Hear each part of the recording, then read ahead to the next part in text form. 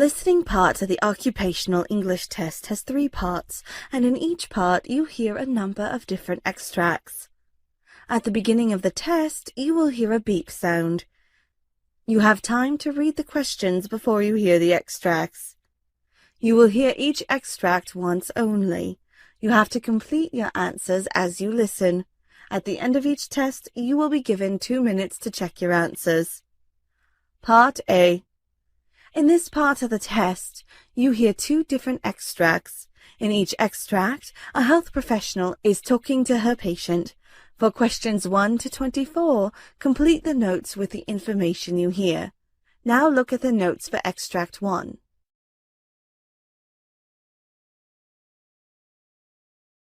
Extract 1, questions 1 to 12. You now have 30 seconds to look at the notes.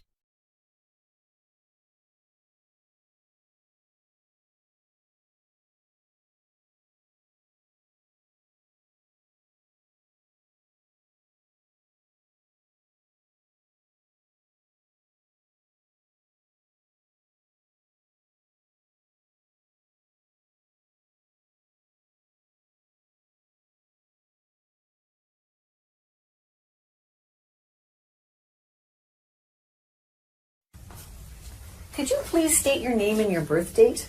Why are you asking me this? Well, I just want to make sure that you are who I think you are. Well, that's a good idea. Ron Jones, December 15th, 1955. Okay, and this is really just a safety check just to make sure I got the correct patient. And I do. My name is Sue, and I'm one of the nurses here. Pleased to meet you. Thank you. I'm going to just be asking you a few questions, a bit of a history, and I may be taking notes. It's just about that. So, what brings you to our clinic today? I've got a cough, but I've had a cough for a while now. This past week, it seems to be getting worse, and I'm coughing stuff up. Some stuff. Can you tell me about the stuff you're coughing up or the sputum you're bringing up? It seems yellowish, but maybe sometimes greenish looking. And how are you feeling generally overall? Well, I feel a bit tired all the time.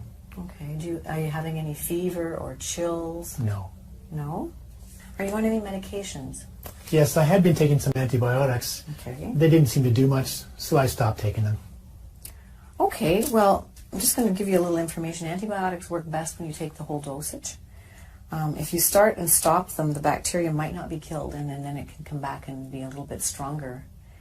And it's one of the medications where you should take the whole dose with, and it's usually only 7 or 10 days at a time, but you should take all of it. Oh, I didn't know that. Thanks for the information. Oh, no problem. Back to your cough. Are you a smoker? Yes, I smoked for a long time. Okay, can you tell me how many years of smoking that is? 2 packs a day, just about. And for how long?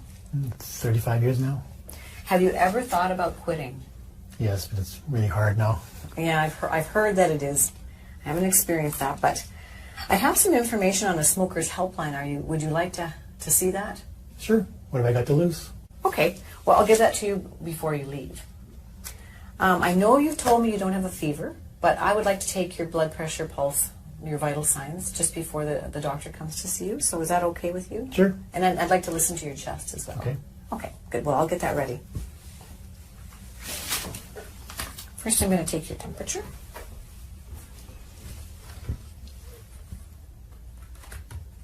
Okay. So just stick this under your tongue. I'll hold it because it's kind of heavy. Shouldn't be beeping in a minute. Great. Okay. I'm just going to put this in the garbage.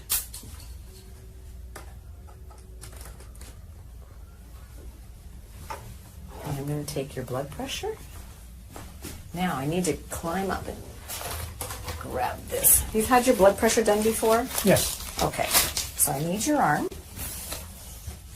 Just going to pull your...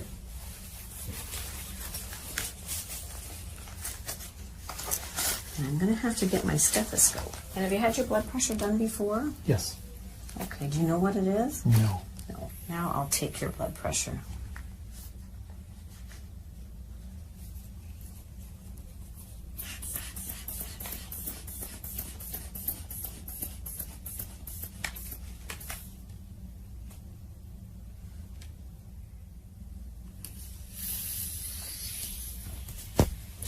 Thank you.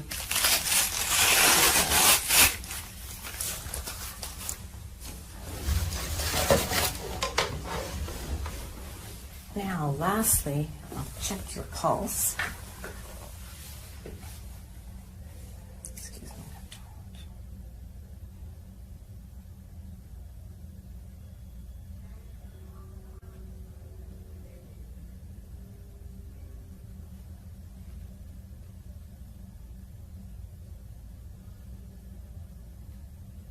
Okay, good. Thanks. Now, your temperature is 37, your pulse is 88, your blood pressure is 150/84, and your respirations were 16. Now I need to listen to your chest sounds. It's the last part. I'll do that. Can you take a deep breath in and breathe out? And again. One more time. And again. Okay, great. I hear wheezing in the lower part of your lungs. Do you feel that when you're breathing? I think so, yeah. Yeah. Okay, so I've got your vital signs and I've listened to your chest with some wheezing.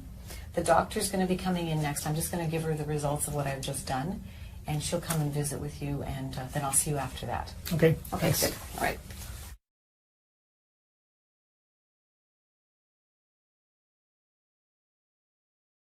Okay, I'm back. The doctor has heard the very same things that I heard.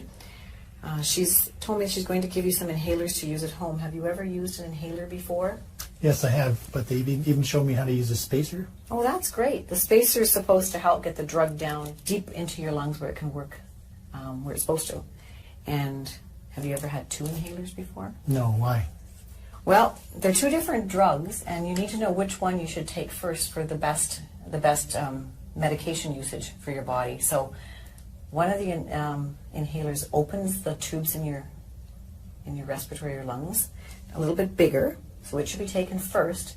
And then when you take the second drug, it goes a little bit deeper. It can go, the passageway is bigger, so it can go down into your lungs better, and it's an anti-inflammatory, so that drug is best to go second to get down to where the inflammation in your lungs is happening, causing you some problems. I had no idea that it would matter which one I took first. Yeah, you know what? Many people don't know that, so that's why I explained it, because if you understand, it makes so much more sense in how you should take them.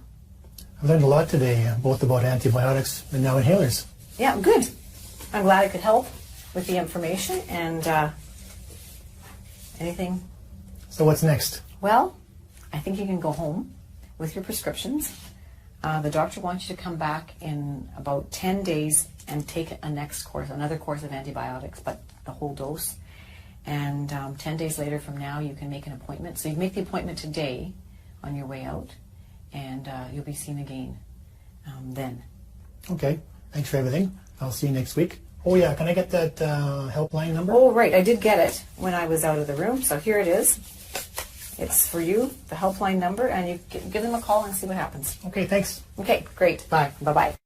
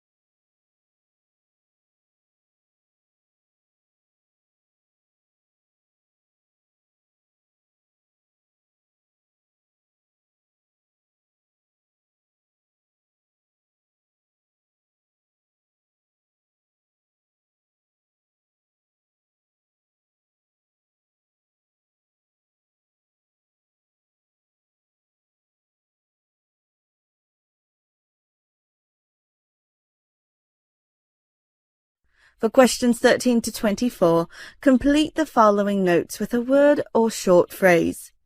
You now have 30 seconds to look at the notes.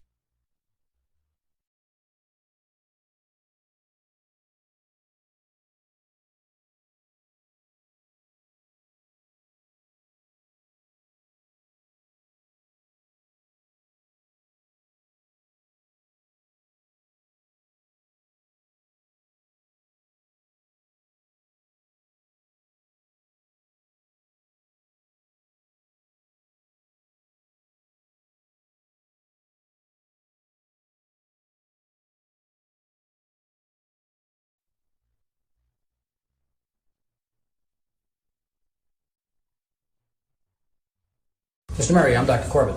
Nice to meet you, Jeff. Yes, sir. Nice to meet you. Yeah, first time we've met. Yes. Yeah. Yes. So I understand you made an appointment for an examination. Yes, correct. And we're going to a complete physical examination, I understand. Yes. And I'm going to ask you about why you came into that, but will you mind if I take a few notes just in case? No, that'd be fine. In case you got lots to tell me. Don't want to miss too much. That'll be Okay? fine. Good, good. So you made the appointment for an exam. When's the last time you had a physical examination? Probably 2 years ago. 2 years ago. Yeah.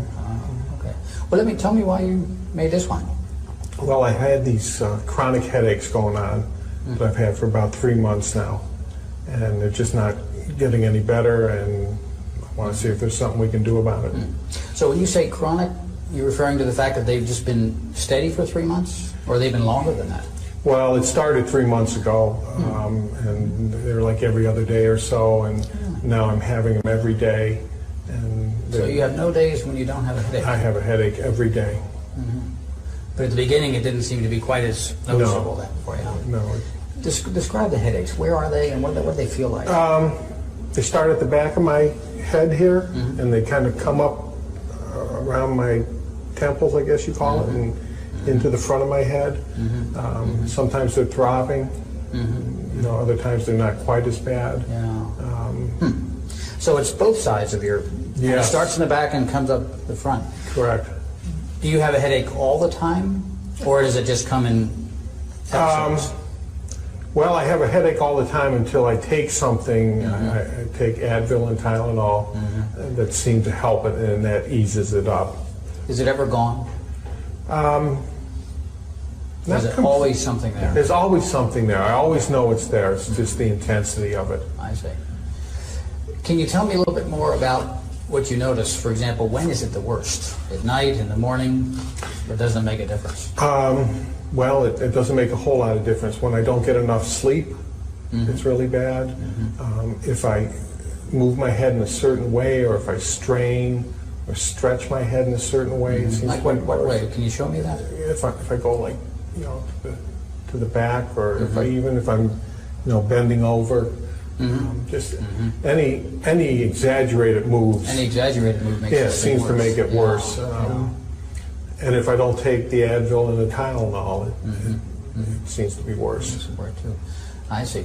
So this 3 months ago it started. It's both sides. It's in the back, and you can make it worse if you either extend or Yes. lean forward for too long. Is Yes, that the idea? any just I call them exaggerated head movements. Yeah.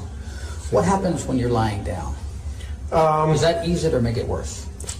I think that makes it eases it some. It does. You know, especially if I can get some sleep, I see. it seems to ease it up some. So the act of lying down and sleeping doesn't make it worse. No, I wouldn't Makes it say. better, maybe. Yes. I see. I see.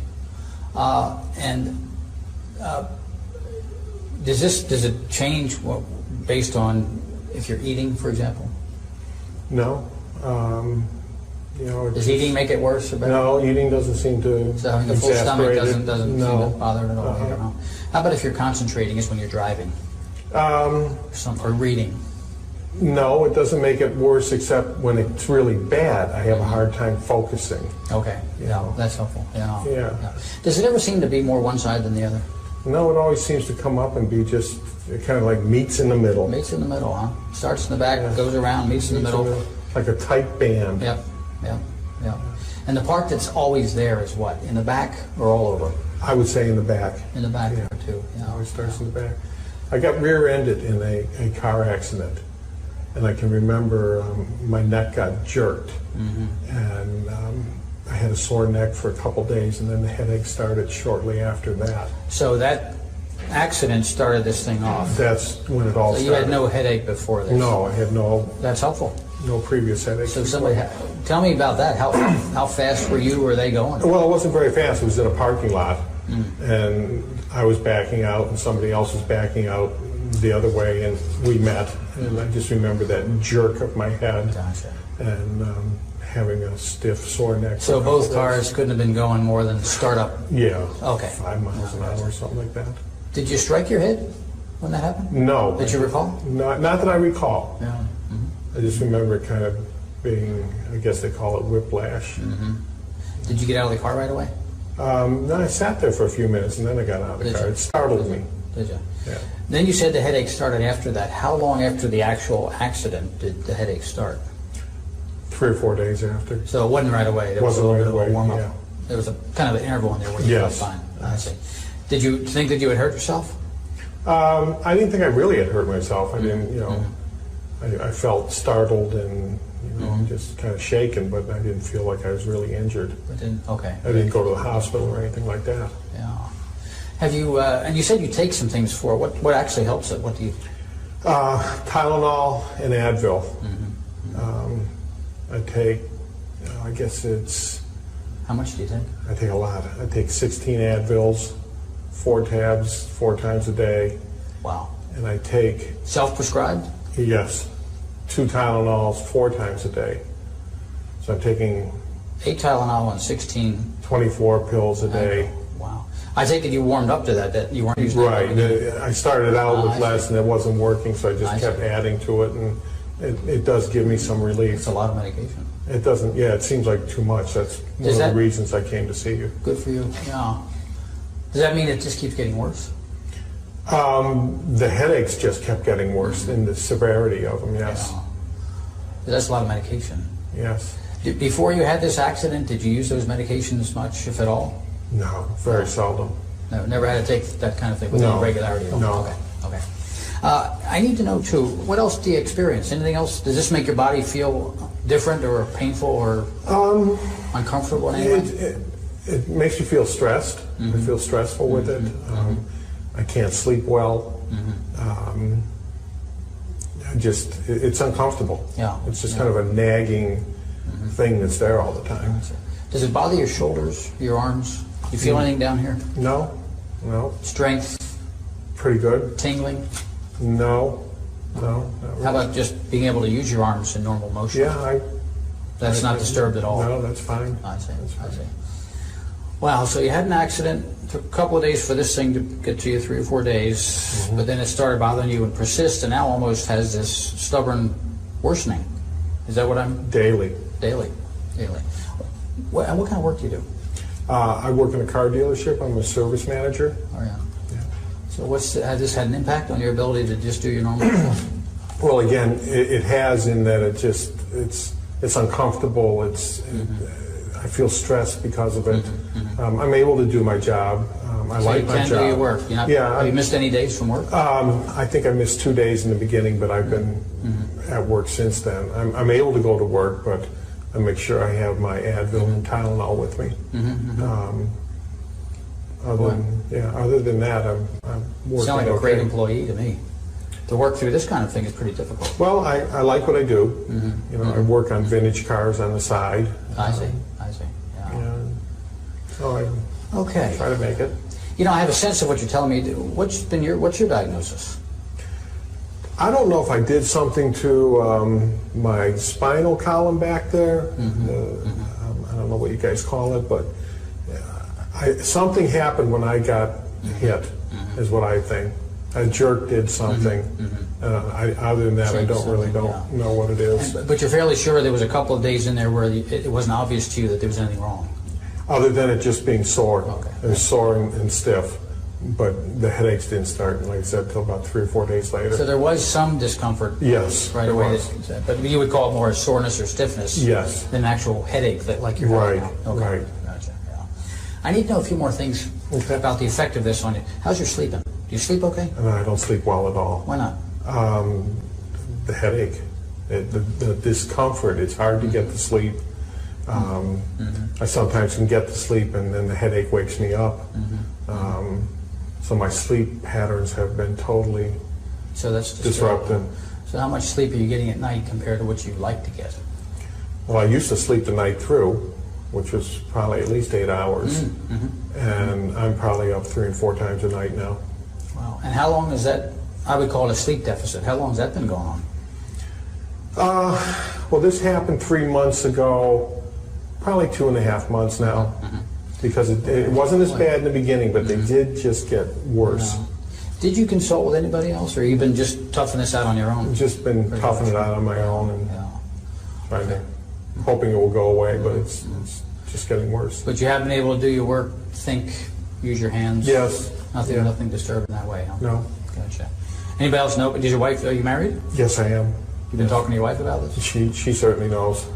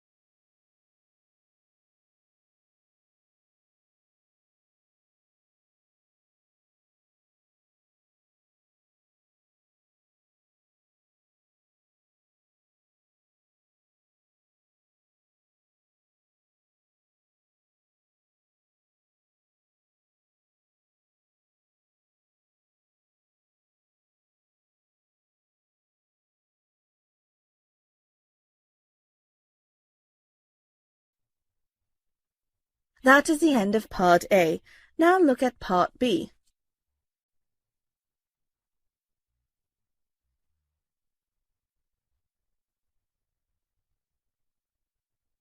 Part B. In this part of the test, you will hear 6 different extracts. In each extract, you will hear people talking in a different healthcare environment. For questions 25 to 30, choose the answer A, B, or C, which fits best according to what you hear. You will have time to read each question before you listen to the audio. Complete the answers as you listen to the audio. Now look at question 25. So, can I listen into the baby? Yeah, of course. And are you managing to do any exercise at all? Not really. No. And I go for walks some evenings, but not every evening. Well, walking's really good. Yeah. Yeah, you can practice on your back and pop your hands down. And how many weeks are you now? 32. Just right. That's really good. So I'm just going to feel round. Tommy, did they do this at the hospital? No. No. Okay, so I feel the biggest part of the baby is the head. You start feeling for the head or the bottom. Mm-hmm. The hardest parts are the bottom and the head. Okay. And then with my hands doing this gently, the baby's being moved in the fluid. Yeah. And I can feel, just go soft, sink into the, you're comfortable? Yeah. It's not easy with a camera on you, is it? And I can just feel the back of the baby, which is over on this side. Okay. And then this might, because I'm pressing down, so take a breath in. And as I press down, it might be a little bit uncomfortable. You breathe out, go. Oh, very good. And we'll do that again. And then breathe out. Okay. So the head's down. That's the bottom then we're feeling here. Okay. This bit here, because the widest part is down there. And there's plenty of space. Yeah.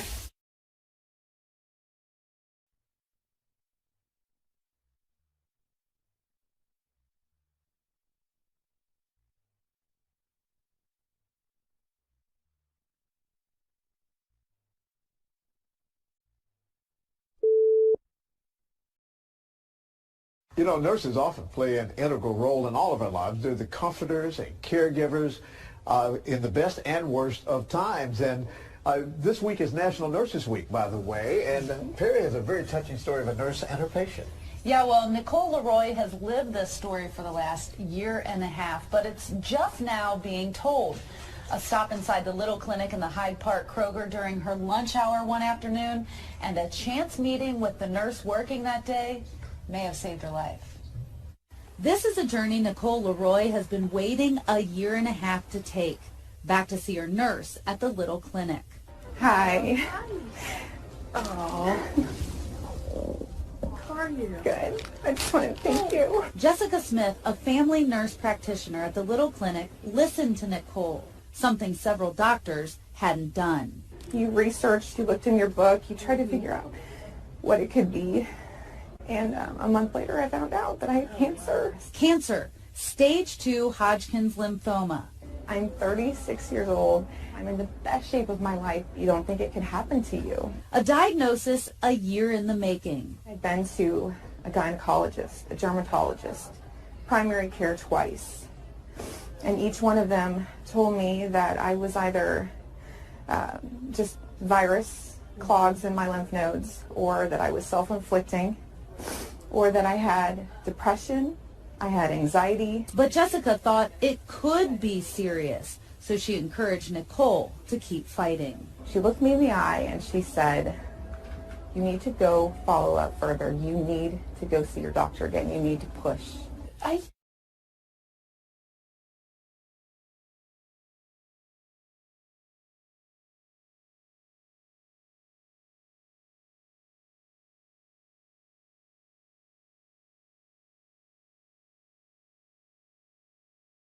Internal medicine. So you as a doctor may be seeing dozens of patients in a single day. How will a system like this affect your day? Well, I'm an emergency physician, so I work in an area where there's patients in rooms all around me. They all have questions. I can't tell you the number of times a day I see a patient limp out of a room and they want to know when lunch is coming. If we could get them the answers without them having to come out and search for someone to answer the question, it's a win for everybody.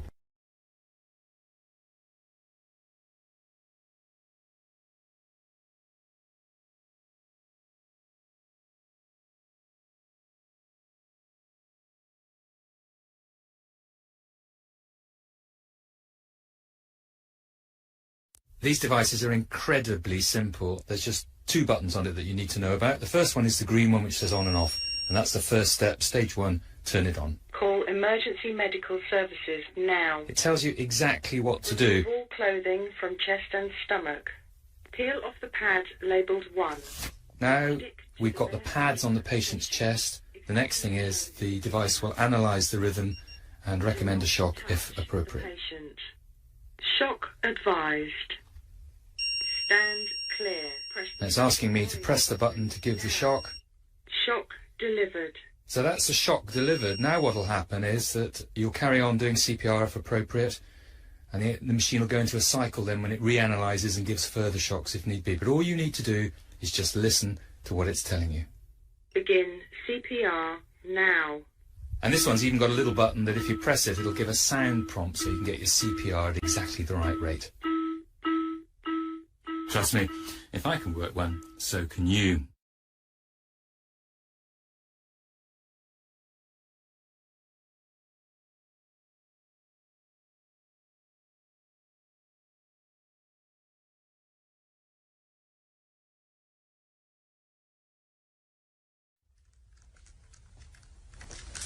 Excuse me, I'm a little chilly. Can I have that blanket, please? What? What do you mean? The blanket. I'm a little cold. Did we do surgery on your arms? Excuse me? Did we do surgery on your arms? No, but I'm in a lot of pain. I want to see you go grab that blanket and pull it up. There is no reason why you can't pull that blanket up. I have a lot of back pain, though. Can I have some medication? Well, you're supposed to be in pain. You had surgery, so you're going to be in some pain. Hold on a minute. I have a lot of pain, though, ma'am. Okay, I'll be in a little bit.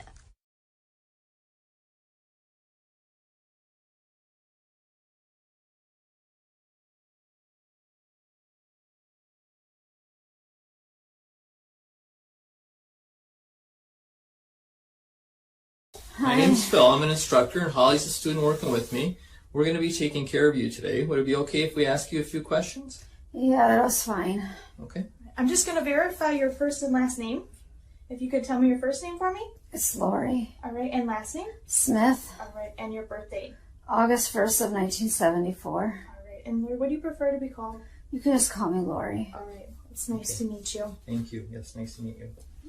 So Lori was admitted last night with an asthma exacerbation. Okay. During the night you had a couple of breathing treatments, correct? Yes. Okay. You feeling better since the breathing treatment? Yeah. Okay. They also gave her some prednisone as well during the night. Okay. So the plan hopefully is to have you discharged later today if you continue to feel better. Okay. Do you have any questions for us so far? Am I getting any more treatments before I leave? So they have another treatment scheduled in about an hour for you. Okay. If things get worse before then, you can give us a call and we'll certainly be back in and we can reassess the situation then. Okay. Would you mind if we listen to your lungs at all? No, go ahead. That's fine. How's your breathing right now? It's better than it was. Okay. Any pain at all anywhere? No. Okay. I'm just going to go ahead and take a listen here. You could take some nice deep breaths for me, okay?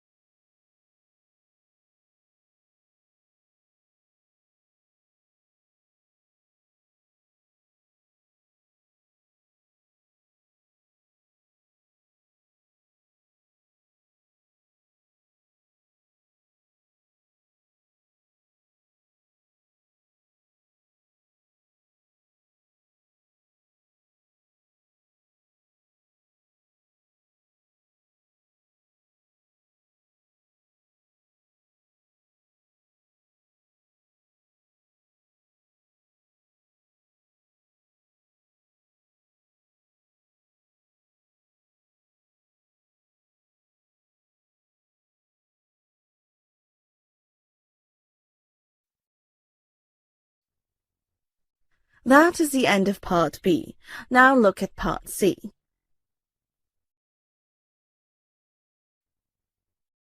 Part C. In this part of the test, you'll hear two different extracts. In each extract, you'll hear health professionals talking about specific aspects of their work. For questions 31 to 42, choose the answer A, B, or C, which fits best according to what you hear. Complete the answers as you listen to the audio. Now look at Extract 1.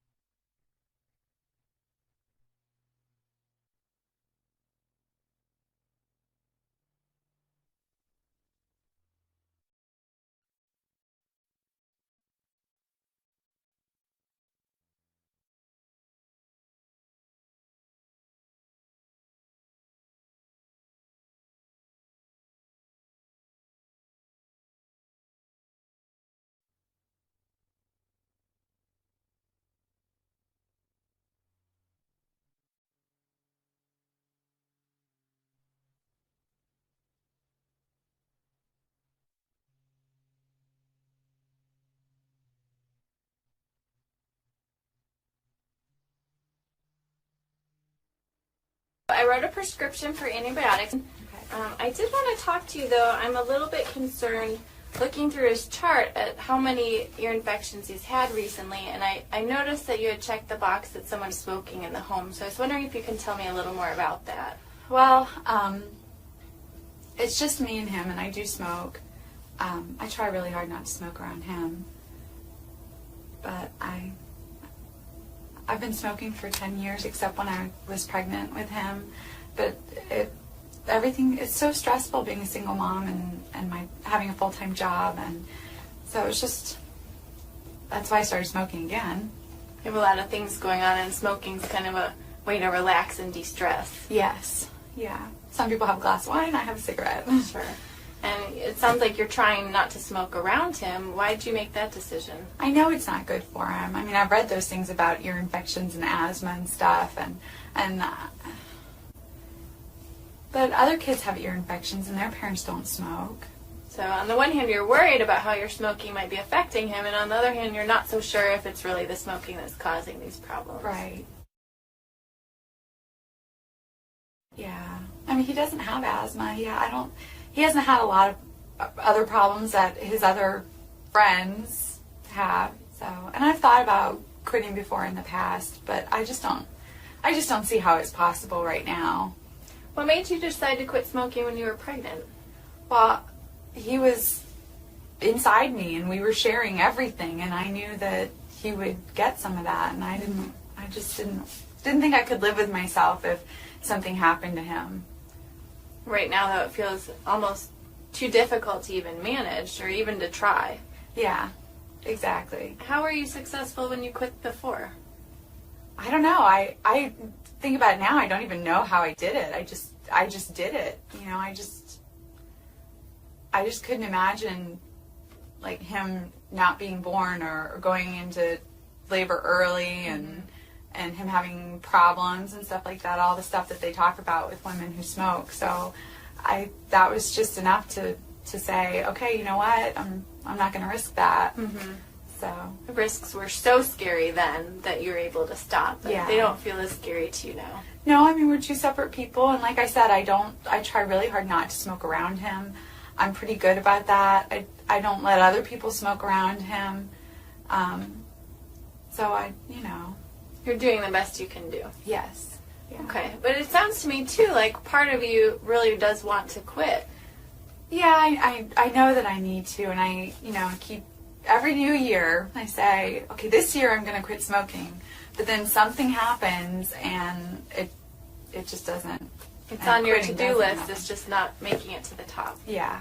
If you did decide to quit, on a scale of 1 to 10, where 1 is not at all confident, you don't think you could do it, and 10 is you feel pretty certain that you could, where do you think you fall right now? Probably like a 5. Kind of in the unsure area. Mm-hmm. Like, I know I've done it before, so I know I can do it, but at the same time, it just seems really hard, and it's not the same situation. Well, what made you say 5 rather than 2 or 3? I know all the ways it's bad for me, and I don't want him to grow up thinking that it's okay to smoke. I don't want him to use any kind of, I don't want him to chew or anything like that. So I know I need to, especially before he gets old enough to understand what mommy's doing, but I just don't know if I can do it. Okay. So it sounds like you have a lot of reasons why you'd like to quit. You have been successful quitting in the past, and right now you're just feeling a little bit hesitant about your ability to do it. Yeah. Where do you think we should go from here?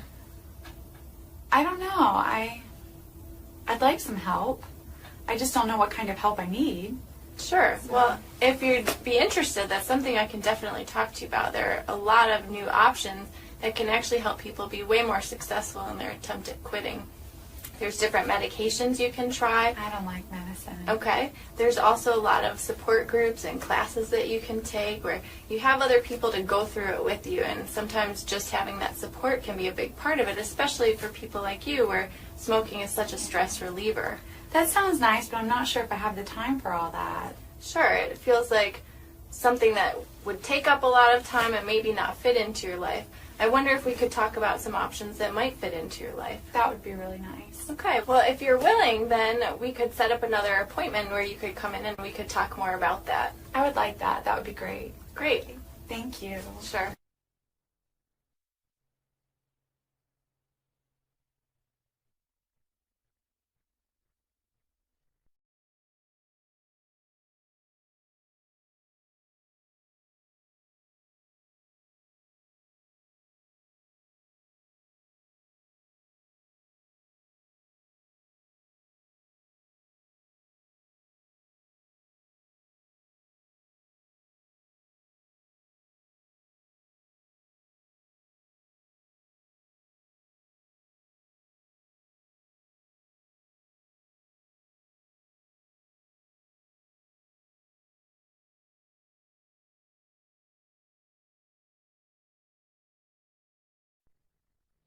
Extract 2.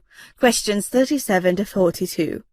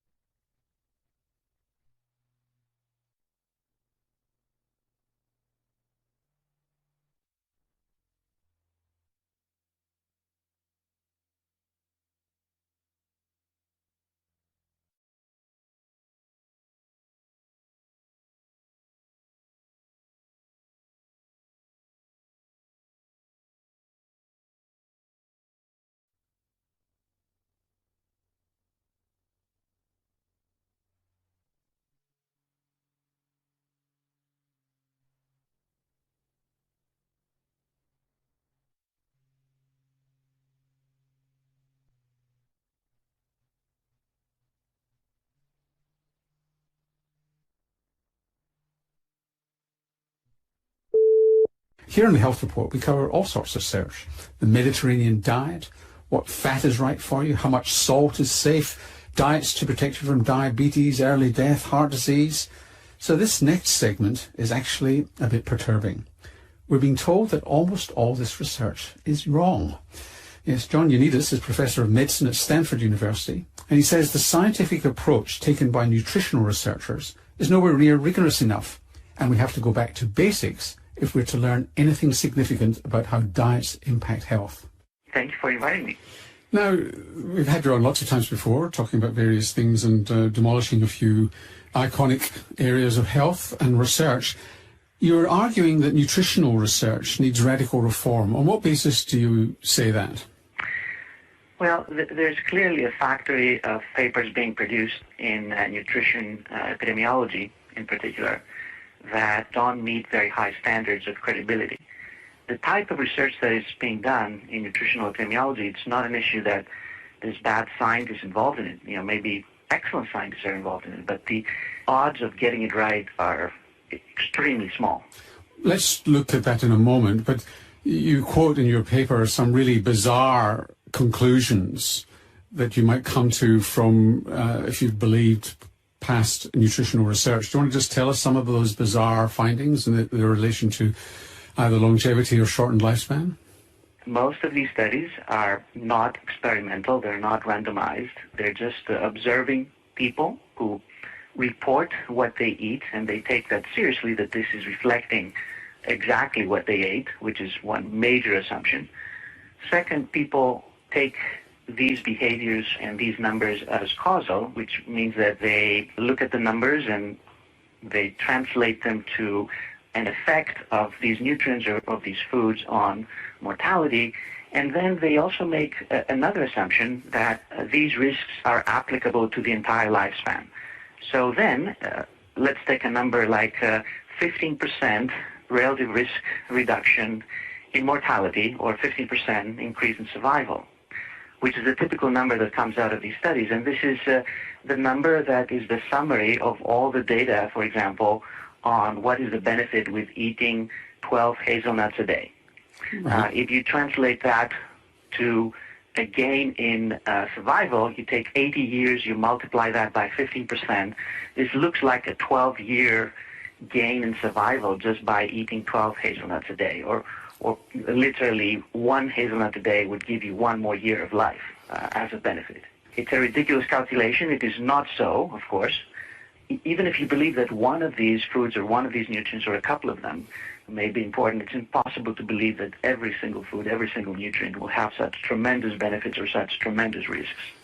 So you get there because of there's multiple levels of unreliability. Is that what it is? That essentially the food diary is unreliable, they're not controlling for other factors such as education and other environmental factors properly, and they all conflate together to give you bizarre results? Is that what's going on? Exactly. It's a problem at multiple levels. It's an extremely difficult field to study. And it doesn't mean that observational studies, that epidemiological studies get it wrong all the time. In many other fields, the problems are much more straightforward. For example, we know for sure that smoking is killing zillions of people. It will kill 1 billion people in the next century unless we do something. But the effect of smoking is huge. The risk increases 20-fold if someone is smoking for getting lung cancer. But just to challenge you on that, whilst we're confident in smoking, why are we confident in smoking and not in coffee? Because there have been no randomized controlled trials of getting people to smoke and other people not to smoke. I mean, so that's still on observational studies, is it not? The major difference with smoking is that the effect is tremendous. We're talking, as I said, of a 20-fold increase in risk of lung cancer, 10-fold increase in cardiovascular disease. Many other diseases have tremendous increase in risk. For each single nutrient, each single things that we eat or drink, the effects, even if you take these studies literally, are much, much, much smaller. And based on what we know from some randomized trials that we have done, the effects are pretty much close to null, if not exactly null. I mean, it's very likely that they're exactly null, which means that it's a complete waste to even try to pursue them any further. What about... We cannot really use epidemiology to study a relative risk of 1.01. We can do it to study a relative risk of 20, which is what's the case for smoking. And just to dissect that out for people don't know the statistics, is that 1.01 is, there's no effect, 1.01 is just tiny, whereas 20, an effect of 20 is 20 times the risk. So 1.01 is just a little bit over what would be normal and probably within normal limits. So what about eating patterns? I mean, you yourself have been involved in trials of the Mediterranean diet. So I think that eating patterns, in theory, might be able to get you a little bit of that complexity of all these nutrients interacting together. But even those are very difficult, if not impossible, to study within an observational context. Again, you have most of these problems operating. Number one, you need to ask people what type of eating pattern they're following, and responses may be accurate or very often may be very inaccurate, especially if you try to recall what you ate and tell what you're doing. Just try it to yourself and see whether that information would be reliable. The second problem is that you still have extreme complexity among all these nutrients. We have over 200,000 different foods that you can combine in different ways. There's no clear eating pattern that each one of us is following. We follow different eating patterns in different periods of our lives and different days even. And it also changes all the time. If you superimpose the way that we react to all of these chemicals that we digest, our metabolic profile, also our genetic profile might affect how we react. Circumstances, our environment, socioeconomic factors that dictate what we decide to eat or not eat, and what we do or don't do with our life at the same time. It's an extremely complex system.